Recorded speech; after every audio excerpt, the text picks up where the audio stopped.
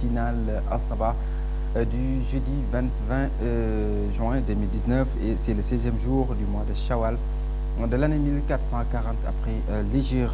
Bienvenue sur cette émission que nous avons l'habitude de vous présenter tous les jours et tous les matins à la même heure.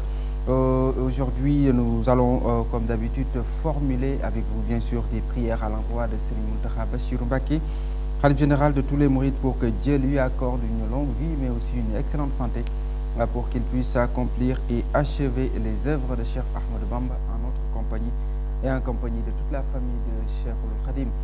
Nous sommes avec Serigne Mourtala Sey et avec Serigne Mohamed Lamine Diouf également pour parcourir nos différentes rubriques, la rubrique du Saint-Coran, le hadith du jour, la sentence prophétique, la rubrique Arminat également. Et nous aurons aussi dans cette rubrique cette nouvelle sous-rubrique qui est le portrait. Ce sera avec Serigne Mourtala Sey bien sûr. Et pour terminer, nous aurons notre qasida du jour et notre sagesse. Serigne Mourtala, assalamu alaikum wa rahmatullah. Aleykum salaam wa rahmatullahi wa barakatuh.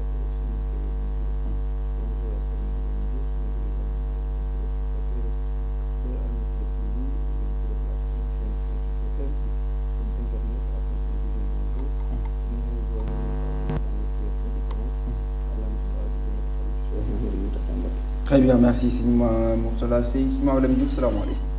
Wa aleykum salaam wa rahmatullahi wa barakatuh. Serigne Modou, nos salutations à vous, à Serigne Mourtala, à l'ensemble des téléspectateurs qui nous suivent en ce moment, et nous joignons à ces prières différentes formulées à l'endroit du khalife général des mourides, Serigne Mountakha Mbacké. Que Dieu exauce toutes ces prières. Place à présent à la première rubrique de cette émission, le Saint-Coran. C'est tout de suite. La régie, Serigne Mourtala Sey, alors quels sont les enseignements que nous pouvons retenir de ce passage que nous venons d'écouter? Voilà, merci beaucoup, Serigne Modou. Un verset très intéressant, très important, qui nous enseigne comment nous devons vivre sur cette terre, mais également ce qui nous attend dans l'au-delà. D'accord. Et nous sommes à la sourate le récit, c'est la 28e subdivision du Saint-Coran, et plus précisément au verset 77. D'accord. Et ce verset qui a été révélé à notre prophète pendant la période mécoise, Dieu notre Seigneur nous dit ce qui suit. Et recherche à travers ce qu'Allah t'a donné, la dernière demeure, là. D'accord. Et n'oublie pas ta part en cette vie. Sois bienfaisant comme Allah a été bienfaisant envers toi. Et ne recherche pas la corruption sur terre, car Allah n'aime point le corrupteur. D'accord. Voilà donc le corpus soumis à notre étude. Ici, nous sommes en présence de deux espaces. Le premier espace, c'est la vie présente sur terre. Et le deuxième espace, c'est l'au-delà. D'accord. Voilà donc deux espaces. Mais ce premier espace, c'est un espace éphémère. Il a un début et il a une fin. Et l'autre espace, l'au-delà, il est éternel. Mais dans ce deuxième espace, il y a deux destinations, deux grandes destinations, le paradis et l'enfer. Alors l'islam nous enseigne, en nous disant, quand nous sommes sur cette terre, qui est un espace éphémère, nous sommes amenés à quitter cet espace pour rejoindre l'autre. Alors nous devons faire suffisamment de provisions pour avoir de quoi, je dirais, vivre dans l'autre demeure. Et dans l'autre demeure, tout ce que nous aurons comme provision ne suffira pas. C'est comme si nous œuvrons ici et tout ce que nous aurons comme bienfait, comme fortune, nous le mettons dans une banque pour préparer cette vie éternelle-là. Alors Dieu notre Seigneur nous dit, oui, sur cette terre, c'est moi qui te pourvois, qui te donne des bienfaits. Ces bienfaits que je te donne, il faut les utiliser comme suit. Il faut beaucoup emmagasiner pour l'au-delà, il faut approvisionner ton compte de l'au-delà. Tout ce que tu feras sera insuffisant si on sait ce qui se trouve comme horreur, ce qui se trouve également comme béatitude, selon chacun sa destination. Donc, il faut œuvrer pour l'autre monde. Que l'autre monde soit votre finalité. Mais, attention, étant donné que vous êtes ici, sur cette terre, n'oubliez pas la part de ce bas monde-là. Malheureusement, les hommes ont plus de considération pour ce monde dans lequel nous sommes, qui est futile, qui est périssable, qui n'est que passager. Et ils oublient l'autre monde. Et on a d'autres catégories de personnes très conscientes qui ont l'aide de Dieu, notre Seigneur, qui délaissent totalement ce monde-là, uniquement pour l'autre. Alors notre prophète nous amène la juste mesure. Absolument. Il nous dit, oui, la part de ce bas monde-là, ne l'oubliez pas, il faut le faire. Quelle est cette part? Il dit, c'est bien que je vous donne. Il faut en utiliser pour manger, pour boire, manger pour pouvoir adorer Dieu notre Seigneur. Oui, il faut l'utiliser à cette fin. Il faut l'utiliser pour avoir des vêtements, pour avoir un port vestimentaire décent. Oui, il nous le dit. Il faut l'utiliser pour avoir un gîte, une demeure. Oui, c'est accepté. Il nous dit également, Dieu a des droits sur toi. Il faut les appliquer sur cette terre. Absolument. Mais sache également que ton propre corps a des droits sur toi.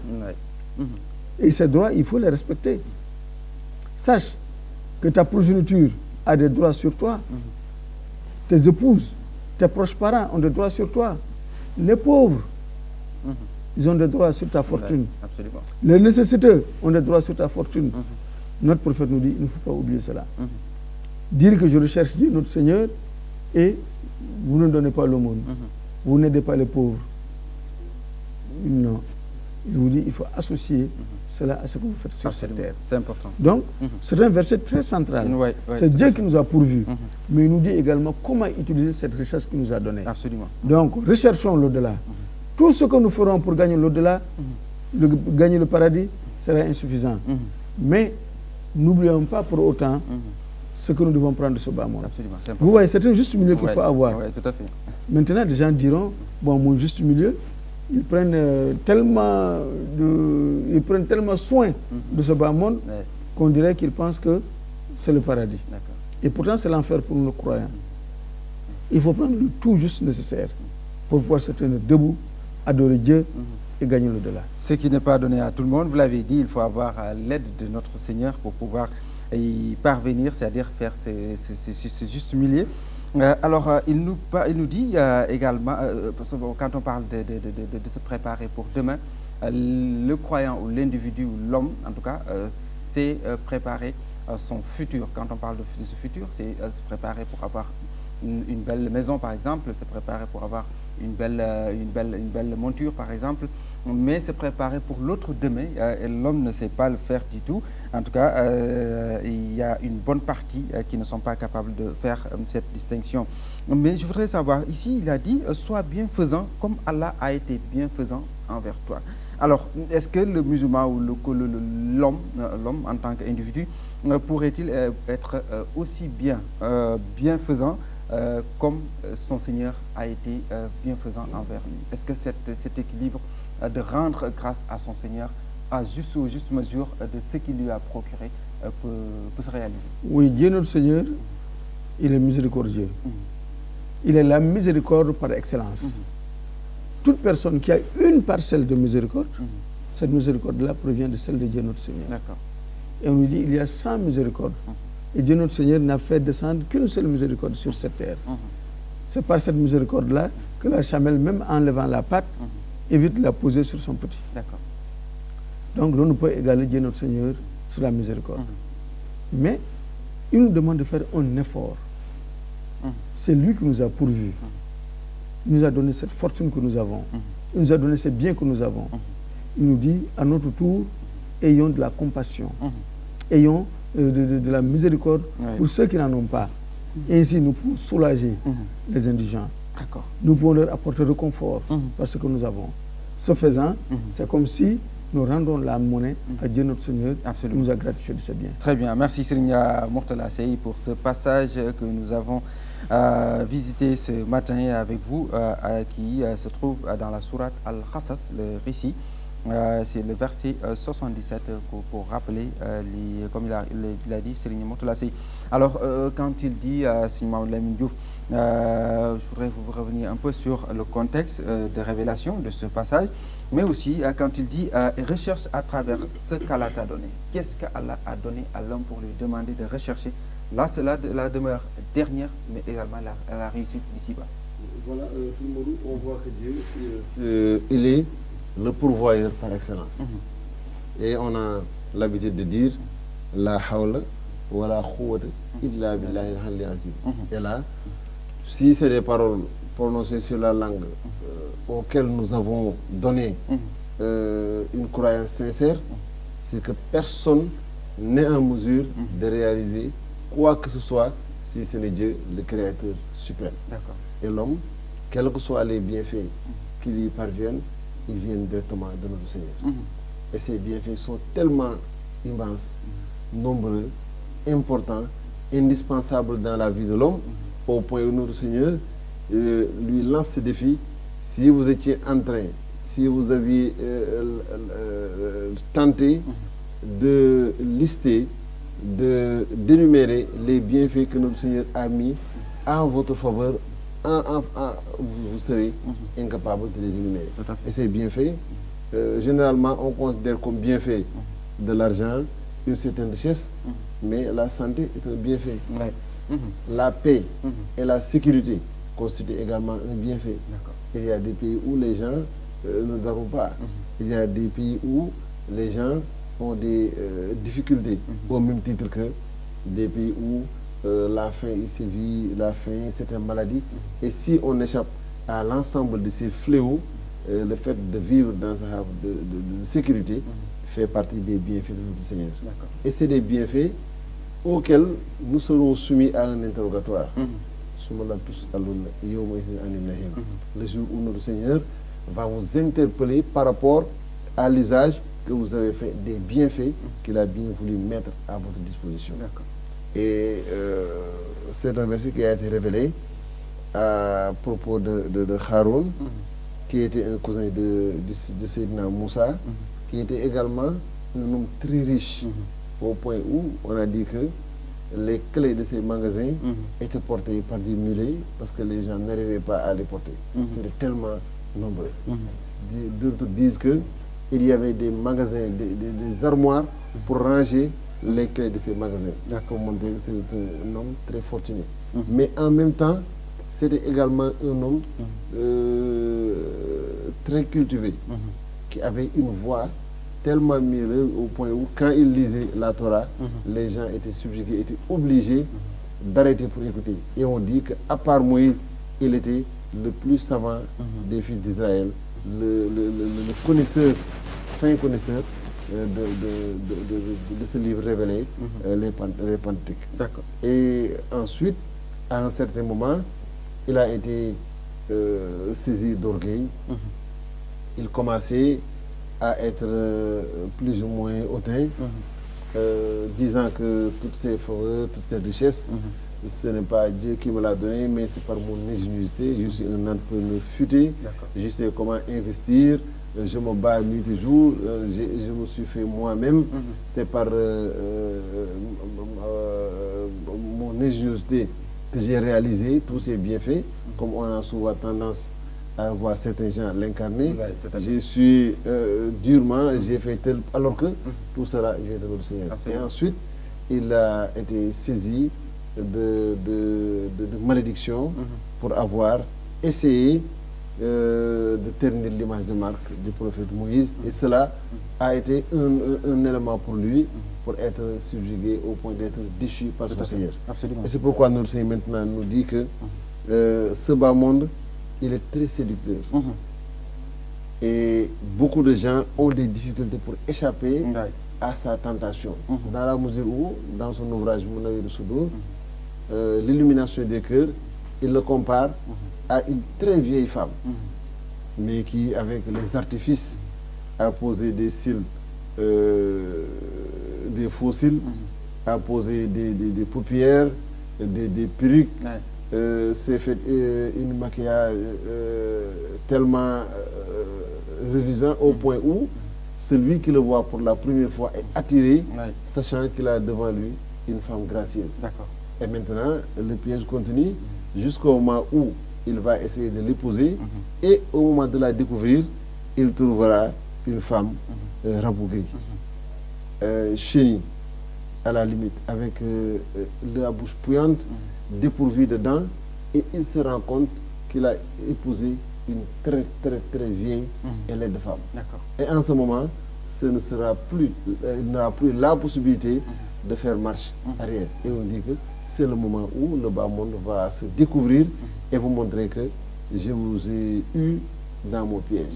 Et dans Sekoul Jawahir, chez Amar Baba nous dit que Sayyidina Isa, le prophète Jésus, a rencontré le bas monde et lui a posé la question: vous avez eu combien de maris? Et le bas monde répond: je ne peux pas les énumérer. Ils sont tellement nombreux que je ne les connais même plus. Il dit: mais comment vous avez fait? Vous avez divorcé avec eux, ils vous ont répudié? Et le bas monde répond: non.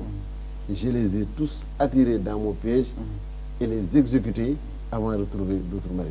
Et il dit: voici la fin que le bas monde réserve à ceux qui y ont consacré l'intégralité de leur vie et de leur temps. Et l'objectif, c'est de trouver un moyen d'aimer dans l'au-delà, parce que d'aimer dans l'au-delà, il n'y aura pas la possibilité de pratique d'adoration, de faire du bien, de travailler. C'est une demeure, comme le dit Cheikh Ahmadou Bamba, de la restitution, de la rétribution et de la récolte de ce que nous avons semé. Et maintenant, ce bas monde est une occasion pour semer ce que nous avons récupéré dans l'au-delà. D'accord, très bien. Merci à Serigne Mamadou Lamine Diouf, merci à Serigne Mourtala Seye. Voilà de très belles leçons à retenir de ce passage. Le bas monde, c'est ici qu'on va semer les bonnes graines, c'est-à-dire les bonnes actions, et qu'on va récolter dans l'au-delà. Si on ne sème rien, on ne récoltera absolument rien du tout.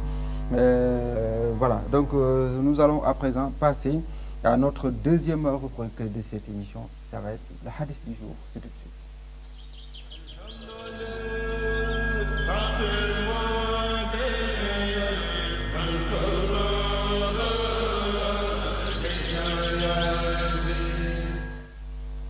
La sentence prophétique du jour que vous allez nous présenter ce matin, c'est laquelle? Oui, la sentence qui a retenu notre attention est aussi importante que ce verset coranique, car Dieu notre Seigneur nous enseigne à travers la vie du prophète la voie à suivre. Il nous avait dit que le prophète constitue pour les musulmans un excellent modèle. Alors, le meilleur des envoyés, Muhammad Rasulullah sallallahu alayhi wa sallam, nous enseigne ce qui suit. Aucun homme n'a jamais de meilleure nourriture que celle acquise grâce à son propre effort. Ainsi, le prophète David mangeait à l'effort de sa main. Voilà donc une sentence prophétique qui nous montre que nous devons faire des efforts pour travailler afin d'avoir quelque chose. Nous sommes donc dans le registre de la recherche du gain licite. Alors, il nous donne l'exemple de David. C'était un prophète, mais il travaillait à la sueur de son front pour avoir de quoi manger. Dans une autre sentence rapportée par Ibn Abbas, il nous dit: Adam était laboureur, Noé était menuisier, Idriss était tailleur, Abraham était fabricant de côtes de mailles, Moussa, Shoaib et le prophète Mohammed, ils étaient tous des bergers. Donc, voilà, si on veut classer les hommes en catégories, on dirait les meilleurs des hommes sont les prophètes. Et ces prophètes-là, tous sans exception, il nous dit, ils travaillaient dur pour avoir de quoi manger. Il ne disait pas qu'ils étaient des prophètes et ils ne devaient pas le faire. Non. Certains, avant même la prophétie, ont commencé à travailler. C'est pour dire donc que le travail est magnifié dans l'islam. D'accord, très bien. Il nous dit que ce que vous gagnez, après avoir fourni un effort, et vous l'utilisez pour adorer Dieu notre Seigneur, c'est la meilleure chose qu'un homme puisse avoir. D'accord. Mais si vous vous nourrissez de quelque chose qui est illicite, cela n'est pas bon. Pourquoi? Parce que vous allez éprouver des difficultés pour adorer Dieu notre Seigneur. D'accord. Tant que ce que vous avez mangé demeure dans votre ventre, vous ne pourrez pas faire un acte d'adoration que Dieu notre Seigneur agréera. Absolument. Donc, oui, vous voulez. Oui, vous l'avez brossé un peu, c'est-à-dire qu'il y en a qui travaillent, mais dans le travail, il y a de l'illicite. Alors que Dieu, dans le corpus que vous nous avez présenté, vous avez terminé par vos propos par dire que Dieu n'aime pas les corrupteurs. Or, ici, il y en a qui travaillent, mais le travail n'est pas licite du tout. Et quand on leur pose la question, en général, ils disent, bon, je suis en train de travailler. Donc, ce n'est pas n'importe quel travail qui est permis de faire aux musulmans. Oui, c'est vrai, c'est Moudou. Le musulman n'est pas abandonné à lui. Le musulman, il ne fait pas n'importe quoi. Le musulman, avant d'entrer dans quoi que ce soit, la question que se pose, c'est que me dit ma religion à propos de telle chose. Oui. Voilà ce qui est important. Tout à fait. Il est interdit aux musulmans de vendre de l'alcool, de transporter l'alcool, de consommer l'alcool. Mais le musulman doit être regardant à cela. Tout à fait. Tout à fait. Il est interdit aux musulmans faisant le commerce de truquer sa balance. Oui. Il est totalement interdit de truquer la mesure. Tout à fait. Mais voilà des choses interdites par l'islam. L'usure, c'est interdit par l'islam. Donc, en toute chose, le musulman doit se poser la question, est-ce que ce que je fais est licite, oui ou non? Si c'est licite, il s'y adonne. Si ce n'est pas licite, il va chercher autre chose. Absolument.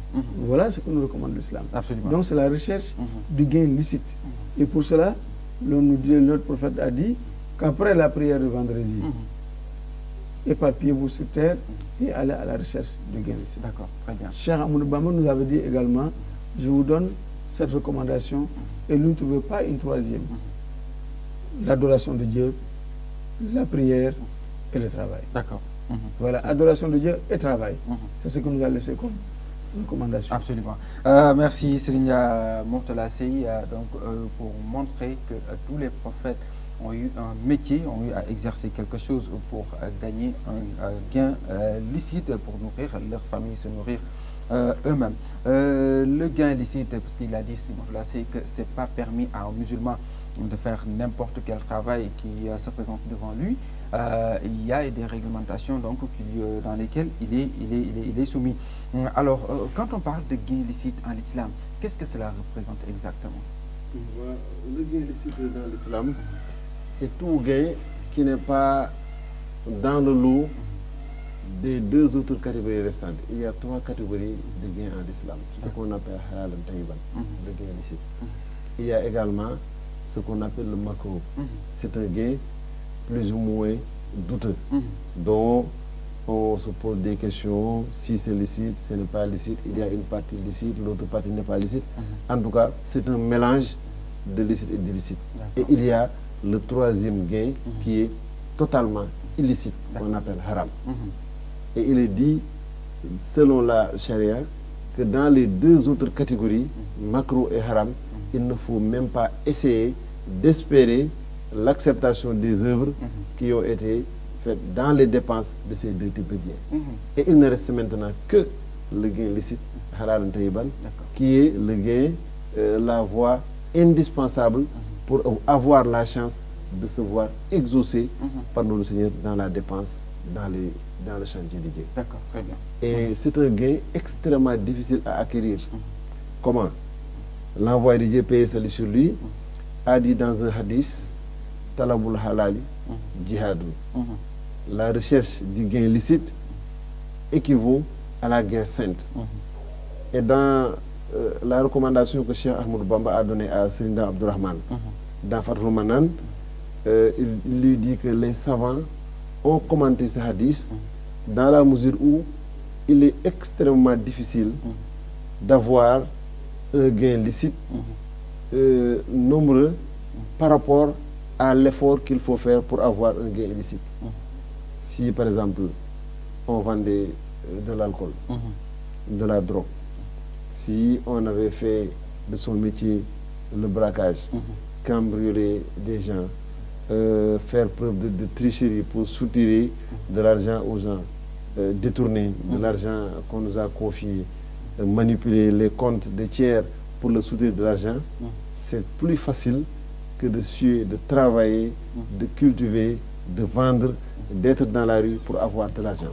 On sait que les gens qui travaillent dur, vous avez par exemple ces ouvriers, d'autres personnes, des marchands ambulants, d'autres personnes qui sont dans les marchés, qui font des travaux très durs pour pouvoir le soir descendre avec 1000 francs, 1500. Contrairement à quelqu'un qui est dans un bus et qui essaie de choper de l'argent aux gens.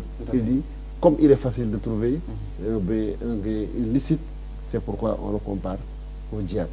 Et dans un autre enseignement qui nous a été rapporté par Cheikh Abdullah Mbacké à l'occasion de la fête de 1978, il nous dit que dans les 16 enseignements, Cheikh Ahmadou Bamba compare toute la fortune que notre Seigneur a créée à l'instar d'un franc.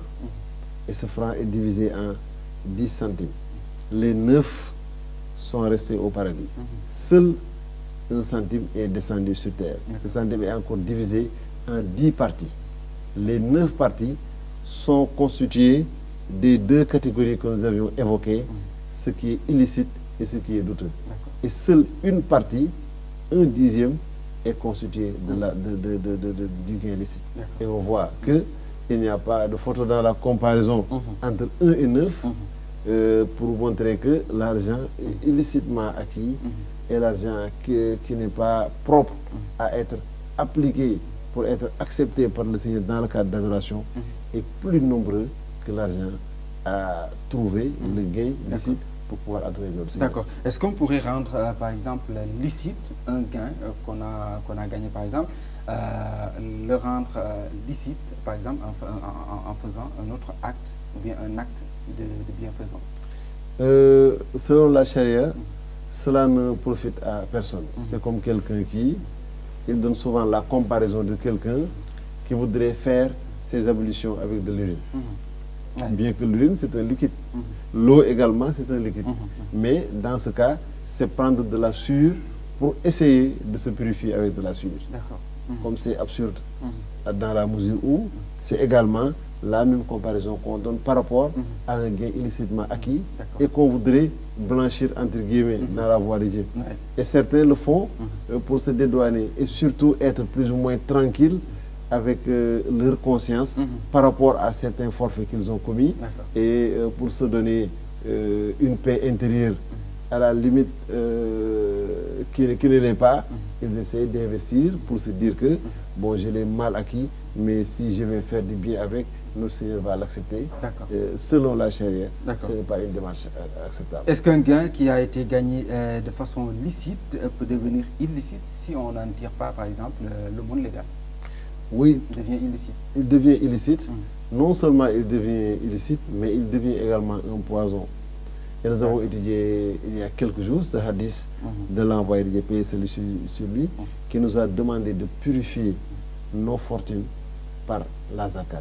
Il dit que la zakat, c'est comme un poison contenu dans la fortune, et si jamais on la laisse prospérer, on peut un jour ou un autre se retrouver complètement en faillite, dans la mesure où, au même titre que le poison, qu'ont les autres aliments que nous mangeons, cette partie de la zakat à extirper va corrompre le reste de la richesse. Et on voit généralement des gens très bien partis et dont les affaires s'écroulent de façon extraordinaire. Généralement, c'est par abstention et refus de sortir la zakat. Très bien.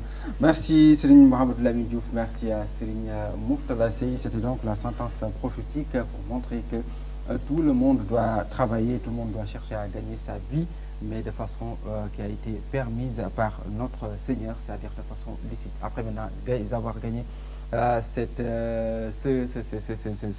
richesse de façon licite, il faut en tirer le monde légal et le donner aux nécessités, catégories de personnes qui ont été listées dans le Saint-Coran. On va parler des pratiques conseillées, des conseillers pour aujourd'hui et demain. C'est le 16e jour et demain 17e. Et qui coïncide avec jeudi et vendredi. Quelles sont les pratiques à éviter et celles qui sont recommandées pour ces 2 jours? Voilà, pour le 16e de chaque jour du calendrier hégirien, il y a beaucoup de pratiques qui sont déconseillées, telles que voyager, aménager dans un lieu, porter une pièce vestimentaire, rejoindre le domicile conjugal pour une femme mariée pour la première fois, et également se raser et voyager. Ce sont des pratiques qui sont déconseillées chaque 16e jour du calendrier hégirien comme aujourd'hui. Et concernant la journée du jeudi, maintenant, une pratique recommandée, le fait de se tailler les ongles de préférence après la prière de l'après-midi. Nous avons également demain, Inch'Allah, vendredi, où nous serons un 17e du mois de Shawwal. Et comme chaque vendredi, parmi les pratiques recommandées, nous avons étraîné quelque chose pour la première fois. D'accord. Il est déconseillé également de voyager après la prière du matin, sauf si on a la possibilité de célébrer la prière du vendredi à domicile ou en courte route. Voilà, sont ces pratiques conseillées et déconseillées pour aujourd'hui et demain. D'accord, pour aujourd'hui et demain. Et rappelez-nous les heures de prière pour Touba et environ. 5h26 la prière du matin, 13h56 la prière du midi, 16h36 la prière de l'après-midi, 19h34 la prière du crépuscule et 20h49 la prière du soir. D'accord, la prière du soir. Merci. C'est le numéro de la midi 5h26. 13h36, 16h36, 19h34 et 20h49. C'est les heures de prière pour Touba et environ sur un rayon de 27 km. Alors, bon à savoir, vu qu'on parlait du travail, n'est-ce pas, et la valeur du travail, ne pas oublier, ça part d'ici bas. D'ici, je vais consulter Silkoul Jawahiri, le cordon des joyaux précieux qui est là, n'est-ce pas? Vous avez la version française, je vous l'avais dit. Ici, le cheikh nous donne des moyens à la disposition de l'endetté et de celui qui a peine à assurer sa subsistance, n'est-ce pas? Et il dit qu'il dise chaque fois qu'il sort de sa maison, je parle sous le contrôle de Simon Lamdiouf, il dit donc qu'il dise chaque fois qu'il sort de sa maison, Bismillahi ala nafsi wa dini, Bismillahi ala ahli wa waladi wa mali, Allahumma ardini bi khadaika wa barik li fima khadarta li, jusqu'à la fin donc de ce passage. C'est pas long, c'est juste deux lignes, pour la traduction c'est: j'invoque le nom de Dieu sur mon âme et ma religion. J'invoque le nom de Dieu sur ma famille, mes enfants et mes biens. Ô mon Dieu, fais que je sois satisfait de ton dessein et répands ta bénédiction sur ce que tu m'as accordé, de façon que je n'ai pas à désirer, hâter les choses dont tu as décrété pour moi. Et dont tu as décrété pour moi le retard, ni que j'ai à désirer le retard de celle dont tu as décrété pour moi la hâte. Voilà, donc c'est ça la traduction de ce passage. Ô toi le miséricordieux par excellence. Et dit quoi qu'il le dise constamment aussi.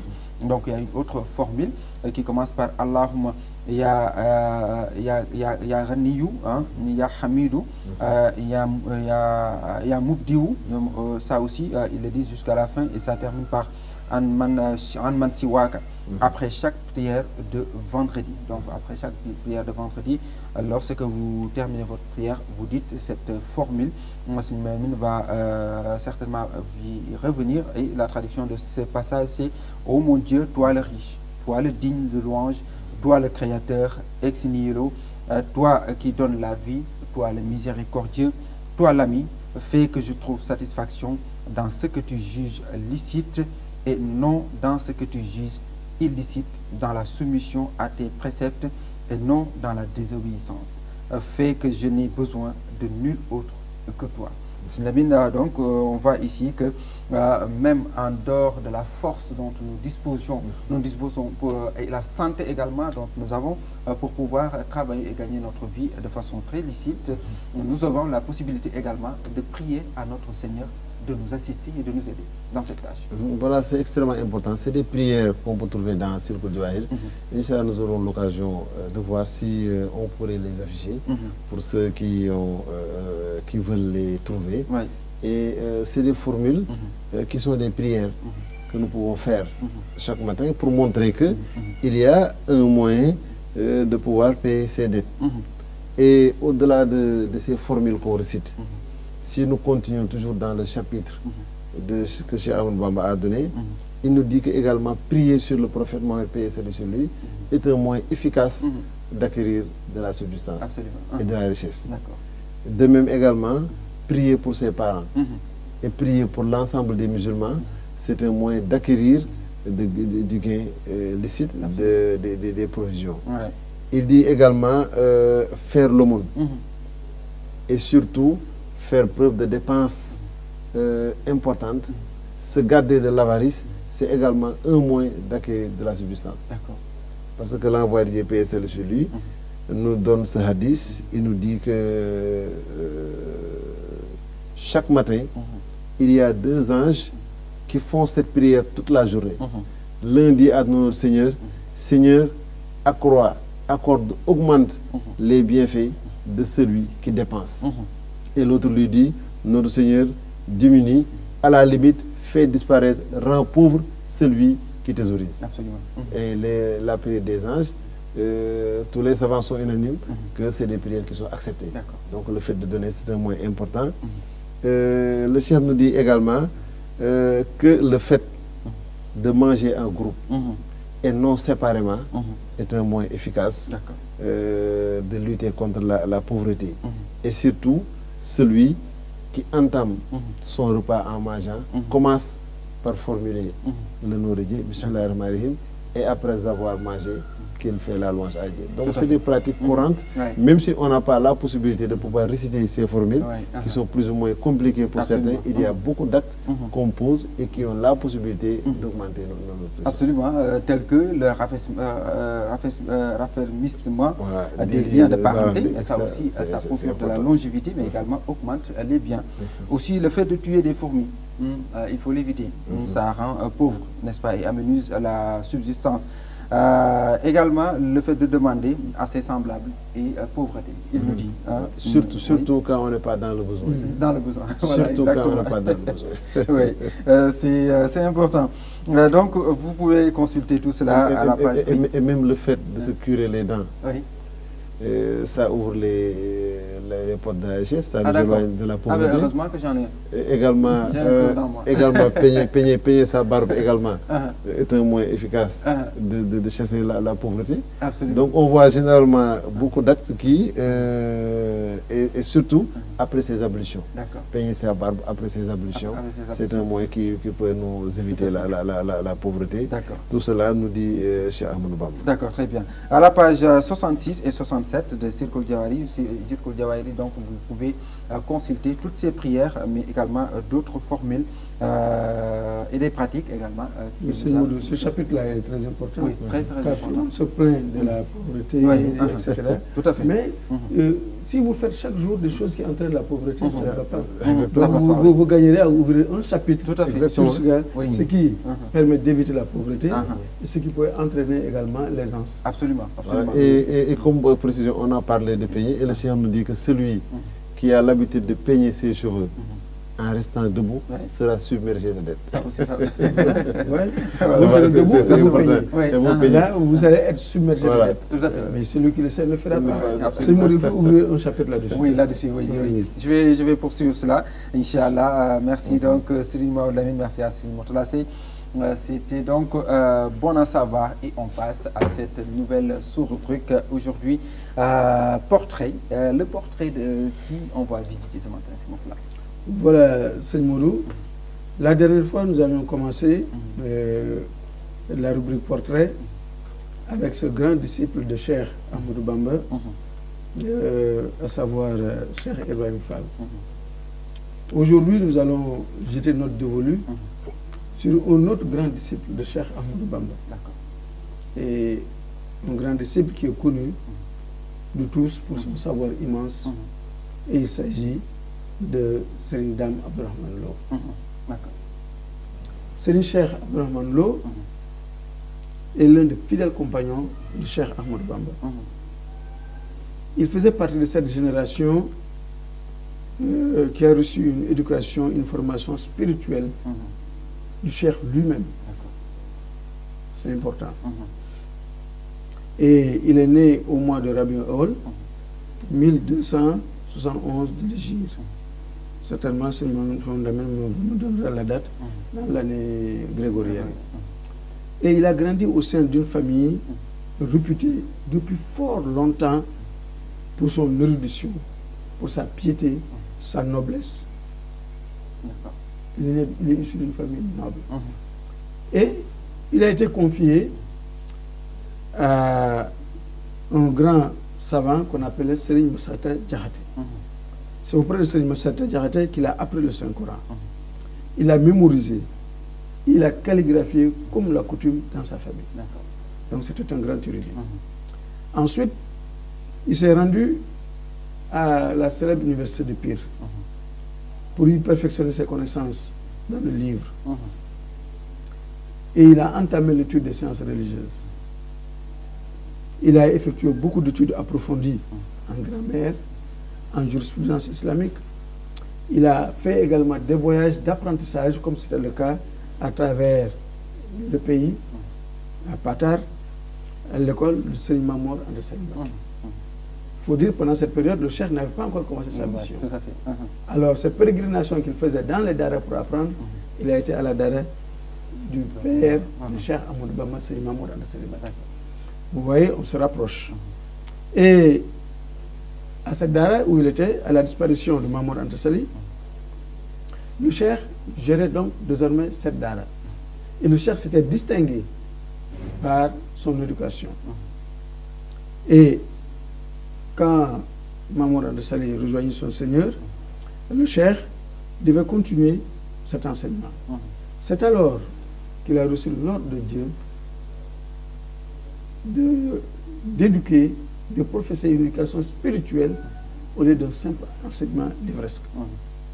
Par conséquent, il a rassemblé tous les disciples.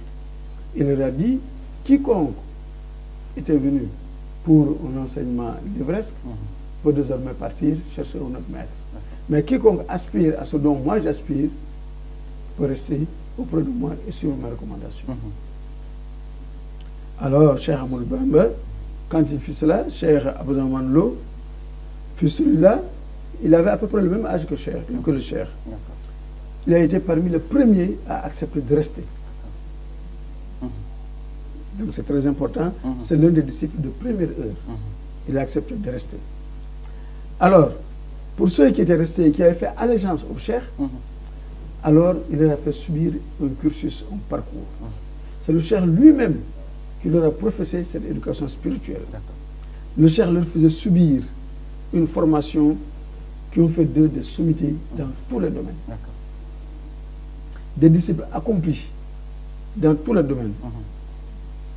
Ils pouvaient aussi bien enseigner le Coran, les sciences religieuses, mais l'initiation au travail, l'initiation au perfectionnement spirituel a fini par faire de ces gens-là des sommités dans tous les domaines des hommes de Dieu. Serigne Dame Abdourahmane Lo, il était toujours lui à côté du Cheikh Ahmadou Bamba. De Mbacké Kadior jusqu'à Touba. Il n'a jamais quitté le Cheikh. Et à Touba, ici, le Cheikh a fondé la Dara Alimul Khabir pour l'enseignement. Et le Cheikh Ahmadou Bamba, dans sa mission de réhabilitation des valeurs culturelles de base de l'islam, a établi ce grand centre d'enseignement, un grand centre scolastique pour enseigner le Coran. Et c'est à Serigne Dame Abdourahmane Lo qu'il a confié ce centre-là. D'accord. Vous voyez, donc il n'est pas n'importe qui. Il avait la charge d'y enseigner le livre d'Allah. C'est là d'ailleurs que la plupart des fils du Cheikh ont appris le Saint-Coran, grâce à son dévouement. Et son dévouement lui a valu une position très privilégiée auprès du cheikh, un grand enseignant du Coran. Saint Dame Abdourahmane Lo était un enseignant émérite, un disciple sincère, un confident et un conseiller du cheikh. Il bénéficiait auprès du grand maître d'une grande confiance. Il jouissait d'une haute estime auprès du cheikh Ahmadou Bamba, qui lui donna d'ailleurs une de ses filles, les deux de ses filles. Sokhna Fatimatou, d'abord, ensuite Sokhna Mouslimatou. Ce sont des marques de confiance et d'agrément de la part de Cheikh Ahmadou Bamba. Donc il était un disciple sincère. Il était fidèle et vertueux. Il a rejoint son Seigneur pendant le mois de Chaban 1363 de l'Hégire. C'est en 1944. Que Dieu, notre Seigneur le Tout-Puissant, soit satisfait de lui. Amen. Et qu'il nous fasse bénéficier de ses lumières. Amen. Merci. Serigne Mourtala Sey, c'était donc Serigne Dame Abdourahmane Lo, un des fidèles compagnons du Cheikh Ahmadou Bamba, quelqu'un qui a très tôt mis sa confiance sur le Cheikh également, mais le Cheikh lui a rendu cette confiance avec le fait que, par exemple, presque une bonne partie des enfants du Cheikh sont passés par lui dans sa dara, mais également ces deux filles qu'il lui avait confiées. Tout cela montre cette étroite relation qui existait entre les deux hommes. Voilà, c'est important. Ici, Moutla a parlé de Serigne Dame Abdourahmane, qui fait partie des 3 premiers disciples qui se sont confiés à Cheikh Ahmadou Bamba. Et tout sur l'itinéraire de Mbacké Kadior à Touba, en 1891, avec la naissance de Cheikh Mouhamadou Lamine Bara Mbacké, il fait partie de ces disciples à qui Cheikh Ahmadou Bamba a notifié qu'ils ont eu l'agrément de Dieu qu'ils recherchaient en contactant un pacte d'allégeance avec lui. 2 ans plus tard, le Cheikh va installer son village de Dar Halimul Khabir, qu'on appelle Ndam, et va y installer Serigne Dame Abdourahmane. 2 ans plus tard, en 1895, il va rejoindre Mbacké Bari, qui sera le début de son itinéraire vers l'exil. Et en ce moment, il avait installé l'école coranique et en avait fait un centre d'enseignement et d'éducation très dense. Et j'ai entendu Serigne Thierno Mbacké Guelongal nous dire que avant d'aller à Mbacké Bari, Cheikh Ahmadou Bamba avait demandé à ce que Serigne Omar Mbacké, fils de Serigne Mbacké Ibra, soit confié à Serigne Abdourahmane. Il lui a dit que je vais être accompagné de Cheikh Mouhamadou Moustapha et de Cheikh Mouhamadou Faldilou à Mbacké Bari. J'y aurai 5 mois seulement. Au mois de Safar, je le quitterai, alors qu'il était encore à Touba. Il savait donc la date exacte de ce départ. Il dit, ils vous rejoindront à Ndam, comme cela a été. Et ils ont eu à calligraphier et mémoriser le Coran sous la direction de Serigne Dame Abdourahmane. Et le manuscrit de le Coran ont été envoyés à Cheikh Ahmadou Bamba. Et on le verra dans ce centre important. On nous dit qu'il arrivait à Serigne Dame Abdourahmane d'avoir 1 millier de disciples dans cet espace. Parce que toute la famille de Cheikh Ahmadou Bamba lui était confiée, mais également les grands disciples qui avaient vu cet exemple, certains d'entre eux lui confiaient également ses enfants. Dar al-Mokhabir, c'était également une des résidences de Cheikh Ahmadou Bamba. Avant son installation à Diourbel, la plupart des vertueuses mères des mourides, ses vertueuses compagnes, y résidaient. Et on nous parle au moins de 15 des fils de Cheikh Ahmadou Bamba qui ont vu le jour à Dar al-Mokhabir. Cheikh Abdou Khadr Mbacké, Cheikh Mouhamadou Mourtada, on parle également de Sokhna Mouslimatou Mbacké, Serigne Ibrahima Mbacké et plusieurs des fils de Cheikh Ahmadou Bamba. Et jusqu'à présent, on peut voir à Dar Halimul Khabir la mosquée où Cheikh Ahmadou Bamba faisait les prières, et également dans ce centre et cette résidence qu'elle avait confiée à Serigne Dame. La plupart de ses fils qui étaient rappelés à Dieu à bas âge y ont été ensevelis. On trouve dans les cimetières de Ndam la plupart des fils de Cheikh Ahmadou Bamba rappelés à Dieu à très bas âge. Ils les confient à Serigne Abdourahmane. Tel qu'on peut y voir les mausolées de Serigne Abdoul Mouhaïminou, de beaucoup d'entre eux. Et également la chambre où Serigne Daw Abdourahmane faisait une prière nocturne de 2 rakas en récitant l'intégralité du Saint-Coran. Et on dit qu'il a fait cette pratique pendant près de 40 ans dans sa vie, et même arrivé à l'âge très avancé. Cheikh Moudou Bachir nous raconte qu'un jour il est venu et l'a vu dans cette situation, et sachant qu'avec son âge très avancé, il doit avoir quelques difficultés dans l'exécution de cette tâche. Et il me dit, sa réponse était, le Cheikh m'a doté d'une force telle que je n'arrive pas à sentir cette fatigue. Et il dit, par exemple, ne serait-ce que hier, j'ai même dépassé là où je devais faire ma première génuflexion, parce que tellement la beauté du Coran m'a subjugué, et j'ai continué pour montrer l'exemple type de quelqu'un qui a été formé à l'école de Cheikh Amadou Bamba. D'accord. Très bien, voilà, donc c'était Serigne Dame Abdourahmane Lo. On se souvenait de lui ce matin, un des compagnons du Cheikh, un fidèle compagnon, mais également qui a eu à assurer l'apprentissage du Saint-Coran à beaucoup de ses enfants, mais aussi à d'autres enfants des autorités de ce pays. Nous allons à présent passer à notre 4e rubrique de cette émission, en complicité avec la régie, bien sûr, le Khassida du jour. C'est tout de suite.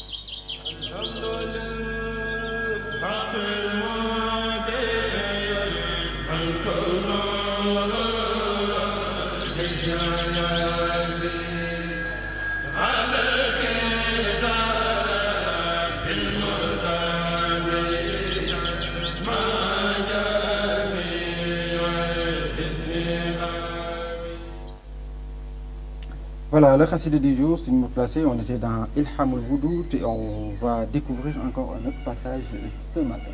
Oui, Ilhamul Woudoud, le Cheikh nous avait énuméré des péchés graves à éviter, mais également des qualités éminentes à acquérir. Et il continue toujours de nous donner ces conseils qui sont très importants. Alors, il apporte maintenant les relations humaines qu'on pourrait avoir avec quelqu'un. Il nous dit à partir du vers 34, au cas où d'aucuns de tes contemporains se dirigent vers toi pour lier amitié, observe la pondération et ne cède ni à l'empressement ni à l'enthousiasme. Quelquefois, quelqu'un vient te dire que vraiment tu me plais beaucoup, alors je voudrais lier amitié avec toi, etc.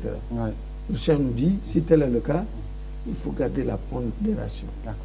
Il ne faut pas t'empresser, il ne faut pas avoir de l'enthousiasme. Il faut aller doucement. Il dit, ne t'avise point dans la hâte de te mêler à eux avant d'être parfaitement au fait de leur véritable caractère. Il faut faire doucement. Il faut faire des investigations pour savoir qui ils sont. Ceux-là qui veulent lier amitié avec toi, il faut les connaître. Il ne faut pas aller vite. Pourquoi? Il dit, car il arrive des fois qu'un serviteur de Dieu soit doté d'une apparence d'insignifiance, alors même que ses aspects ésotériques demeurent éminemment grandioses. Quelquefois, vous le voyez, il a un habit très léger, il semble faible, au point où vous pouvez ne pas avoir de la considération pour lui. Et pourtant, c'est un homme de Dieu. Sur le plan ésotérique, c'est un homme plein de valeurs et de vertus. Et pourtant, l'apparence ne vous le donne pas. C'est pour ça que je vous dis qu'il faut faire attention. Mais inversement, également, il arrive aussi, des fois, qu'un personnage soit crédité d'une façade hautement admirable, alors que ses aspects secrets restent fort répréhensibles. Quelquefois, vous le voyez, il est très bien habillé. Il a le commerce facile. Quand vous le voyez d'emblée, vous croyez à ce qu'il dit, vous le croyez sincère et honnête.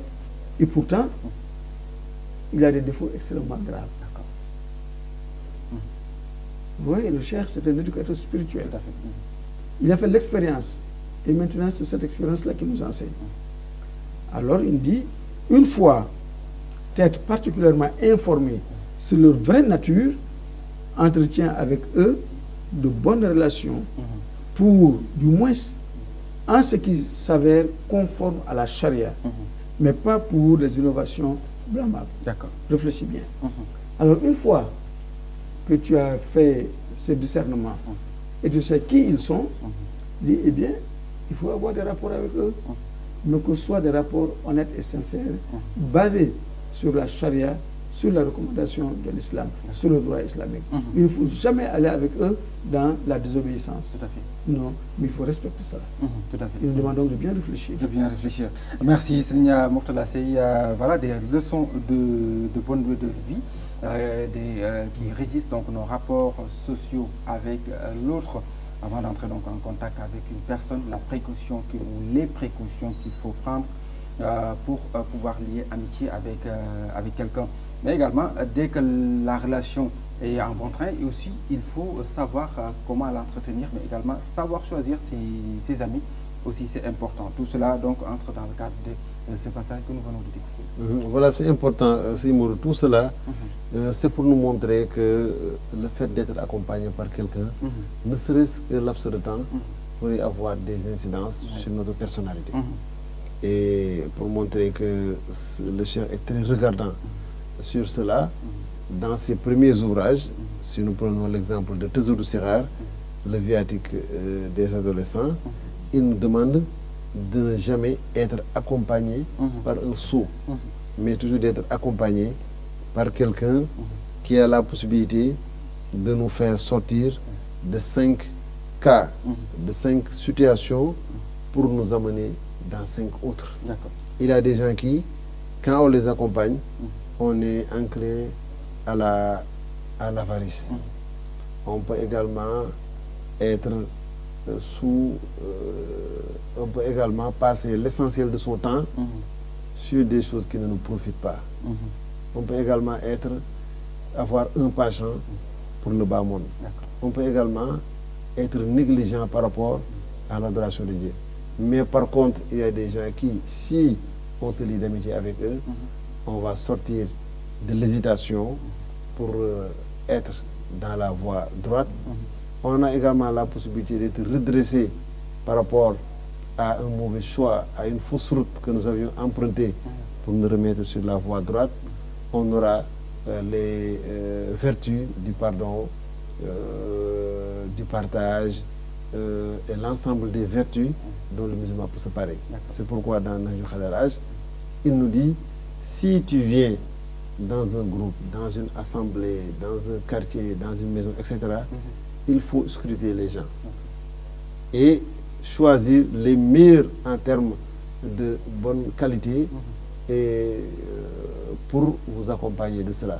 Et il dit, dans les dangers d'être accompagné par quelqu'un qui ne serait pas dans la voie droite, on dit que chacun est obligé d'être dans la religion de son compagnon. Et il dit même, le poète compare la similitude du caractère, des opinions, de la façon d'agir de deux personnes qui ne se quittent pas, comme la ressemblance entre deux chaussures. Et on voit que ces deux paires de chaussures, il y a ce qu'il faut chausser dans le pied gauche et l'autre dans le pied droit, mais si on les met ensemble, c'est plus que des jumeaux, c'est des représentations identiques. Personne ne peut déceler une différence. Il dit, à fortiori de fréquenter une personne, on aura obligé d'être avec cette même personne, presque une copie conforme avec cette personne sur les pensées, les aspirations, etc. Donc il défend d'être toujours, de nous précipiter dans ces liaisons et surtout de garder un peu une lucidité avant de s'engager dans une amitié avec eux. D'accord, très bien, merci Serigne Mohamed Lamine Diouf, merci à Serigne Mourtala Seye. C'était donc le passage tiré de Ilhamul Wudud, ce poème qu'on est en train d'étudier, et qui était adressé à Serigne Mahmoud Begele par le cheikh. Serigne Mourtala, il ne nous reste qu'à découvrir notre sagesse du jour, juste avant de nous quitter. Notre sagesse du jour, c'est une sentence de notre vénérable prophète. Il nous dit, qui refuse des biens aux pauvres, Dieu le met sous le joug des princes. Tout à fait. Celui qui refuse ces biens aux pauvres, eh bien Dieu notre Seigneur, qui vous a pourvu, mais bien il vous met sous le joug des princes qui vous opposent. Absolument. Voilà donc la sentence. Absolument. Très bien. C'est Maolem, très rapidement. Pour montrer que ces pauvres ont un droit dans cette richesse, cette Oui. fortune qui nous a été donnée par notre Seigneur. Absolument.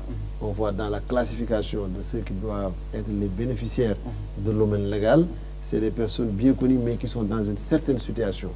Et d'autres qui sont dans une situation plus ou moins enviable, qui sont en mesure de pouvoir sortir cela, leur doit ceci parce que c'est un droit de Dieu et c'est un droit pour eux. Très bien.